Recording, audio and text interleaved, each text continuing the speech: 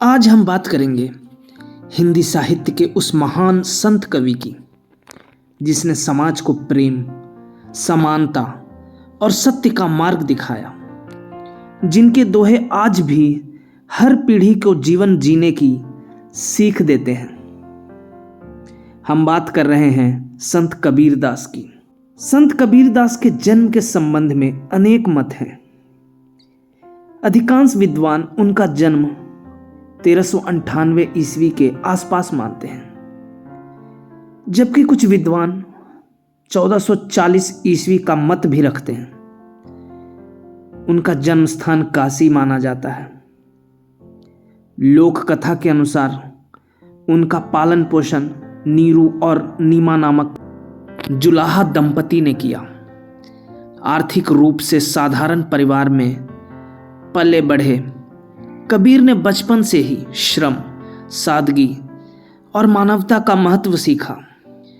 कबीर स्वामी रामानंद को अपना गुरु बनाना चाहते थे।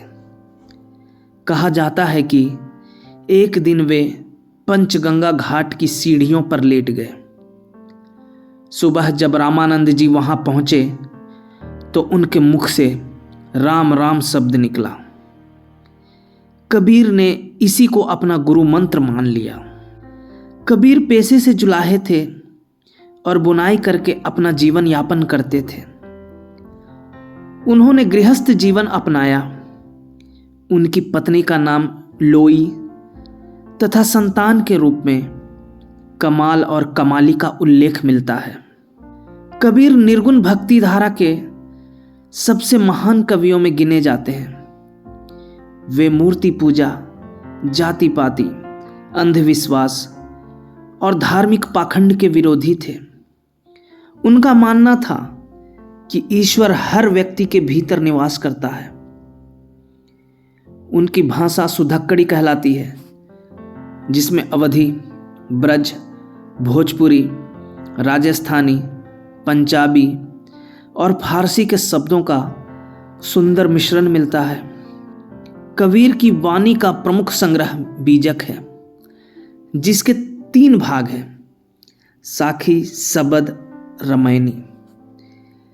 इनके अतिरिक्त उनके दोहे और पद भी अत्यंत प्रसिद्ध हैं। इनकी काव्य में निर्गुण भक्ति, गुरु की महिमा, मानवता और प्रेम का संदेश, सामाजिक कुरीतियों का विरोध, सरल और प्रभावशाली भाषा, गहन जीवन दर्शन, ये सारी चीजें मिलेंगी। इनके प्रसिद्ध दोहे: बुरा जो देखन मैं चला, बुरा न मिलिया कोय, जो मन खोजा आपना, मुझसे बुरा न कोय। गुरु गोविंद दो खड़े, काके लागू पाए, बलिहारी गुरु आपने, गोविंद दियो बताए। काल करे सो आज कर, आज करे सो अब, पल में प्रलय होएगी, बहुरी करेगा कब। कबीरदास का निधन मगहर में लगभग 1518 ईस्वी के आसपास माना जाता है।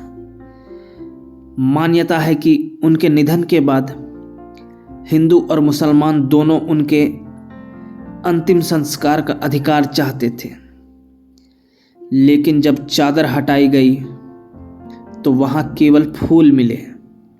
आधे फूलों का हिंदू रीति से अंतिम संस्कार किया गया और आधे को मुस्लिम रीति से दफनाया गया। यह कथा उनके जीवन भर दिए गए सांप्रदायिक सद्भाव के संदेश का प्रतीक माना जाता है।